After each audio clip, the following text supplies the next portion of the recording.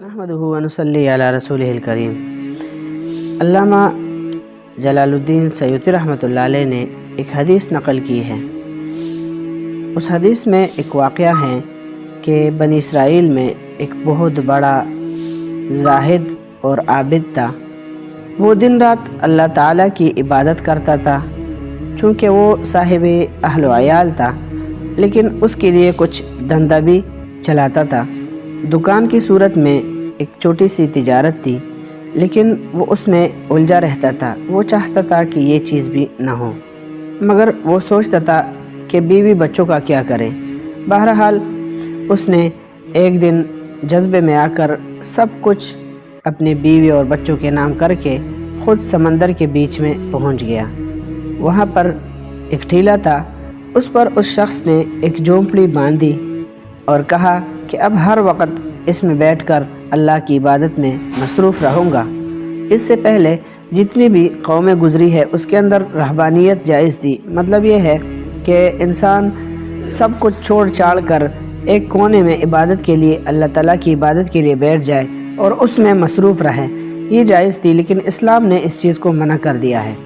تو یہ شخص وہاں جا کر اپنے مذہب کے مطابق عبادت کے لیے بیٹھ گیا۔ گویا کہ اس نے بہت بڑی بھاری عبادت کی، کیونکہ وہ مخلص تھا اور اہل دل تھا، صاحب دل تھا۔ اس لیے اللہ تعالیٰ نے اسی ٹیلے پر جہاں پر وہ رہتا تھا، وہاں پر نہ کوئی کشتی آ سکتی تھی اور نہ کوئی کشتی وہاں سے جاتی تھی، تو اللہ تعالیٰ نے وہاں پر ایک میٹھا سا چشمہ جاری کر دیا، اور اسی طرح اسی پہاڑی پر ایک انار کا درخت بھی اگا دیا۔ اس عابد کا کام یہ تھا کہ روزانہ اس میں سے ایک انار کھا لیا، ایک کٹورا پانی پی لیا اور 24 گھنٹے اللہ تعالیٰ کی عبادت میں مصروف رہا۔ اسی طرح اس کی عمر چلتی رہی 500 برس گزر گئے۔ جب 500 سال پورے ہو گئے تو اب اس کے انتقال کا وقت آیا، تو اس نے اللہ تعالیٰ سے ایک گزارش کی کہ اے اللہ، تیرا فضل تھا کہ تو نے مجھے عبادت میں لگایا، اب میری خواہش ہے کہ تو مجھے موت سجدے کی حالت میں دے دیجیے تاکہ خاتمہ میرا عبادت کے اوپر ہو، اور دوسری گزارش یہ ہے کہ میرے اس جسم کو کیڑے مکوڑوں اور اسی طرح زمین کے کھانے سے محفوظ رکھے تاکہ میں قیامت تک تیرا عبادت گزار بندہ سمجھا جاؤں۔ اللہ تعالیٰ نے اس کی دونوں دعائیں قبول فرمائی۔ ایک تو اس کو موت سجدے کی حالت میں دی، دوسرا یہ کہ اس کے جسم کو محفوظ رکھا۔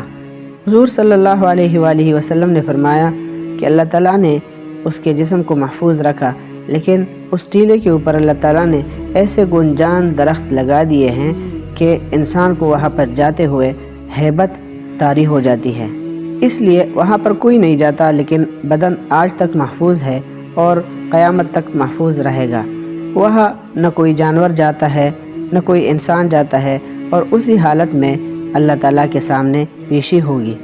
تعالیٰ اس سے قیامت والے دن فرمائیں گے کہ جا، میں نے تجھے بہت بڑے مقام عطا کر دیے، جنت میں جا، اب تو آرام کر۔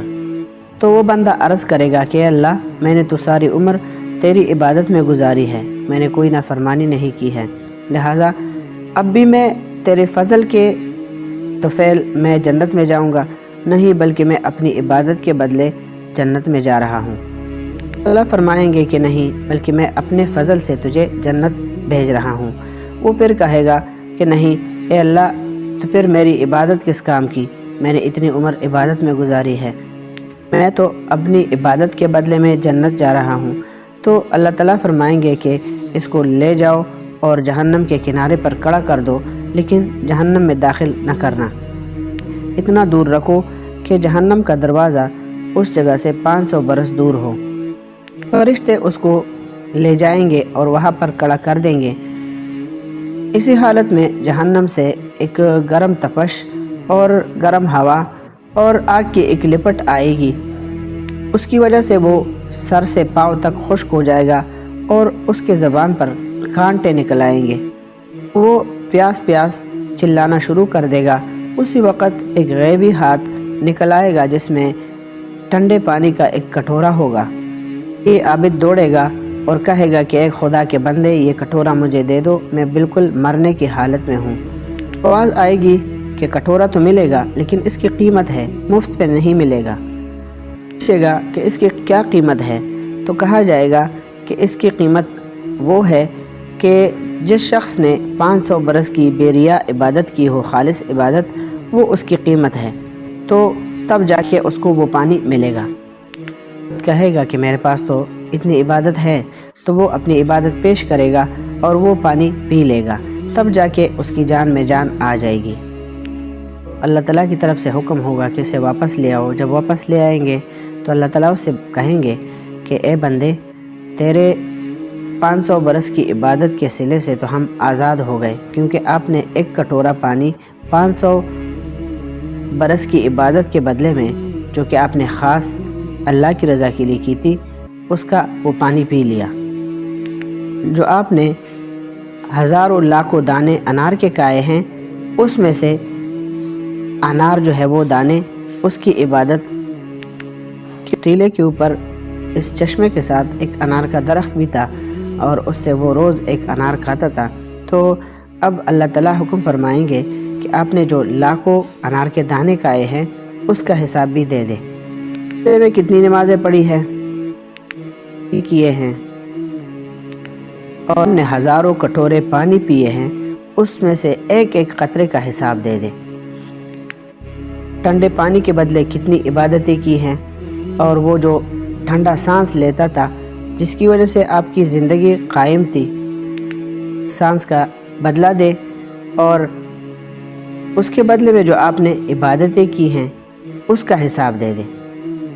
اسی طرح جو تیری آنکھوں کے اندر ہم نے روشنی ڈالی تھی جس سے تو تارے نگاہ سے ایک ایک چیز کو دیکھتا تھا، نگاہ کا حساب دے دے۔ کتنی عبادتیں لے کر آیا ہے، 500 سال کی عبادت تو ایک کٹورا پانی لے گیا، دوسری نعمتیں استعمال کی ہے اس کا حساب دے دے۔ اس وقت ٹھہرا جائے گا اور کہے گا کہ اے اللہ، صرف اور صرف آپ کے فضل ہی کے بدولت انسان جنت میں جا سکتا ہے، کسی کو نجات نہیں دلائے گا۔ اور یہ ہے کہ لاکھوں برس بھی عبادت کرے تو وہ بھی اس کو نجات نہیں دلا سکتی، فضل خداوندی نہ ہو، اس لیے کہ اس عبادت کرنے کی جو طاقت ہے، قوت ہے، جو ہمت ہے اور توفیق ہے، وہ کون دیتا ہے؟ کہ وہ طاقت وہی ذات دے گا۔ اسی طرح دل کے اندر جو ارادہ ہے، وہ ارادہ کون دیتا ہے؟ وہ بھی تو وہی ذات ہے جو ارادے دل کے اندر ڈال دیتا ہے۔ کون دے گا؟ وہ بھی وہی دے گا۔ تو پھر آپ نے کیا کیا ہے؟ انہوں نے کرایا ہے، توفیق، طاقت انہوں نے دی، اور آپ 4 سجدے کر لیے، تو اس میں کیا کمال ہے؟ اور جو آپ نے بدن کے اعتبار سے جو طاقت دی، جو حرکت آپ نے کی ہے، وہ بھی تو اللہ تعالیٰ ہی نے ڈالی ہے، آپ کی ذاتی نہیں تھی، وہ بھی انہی کی دی ہوئی ہے۔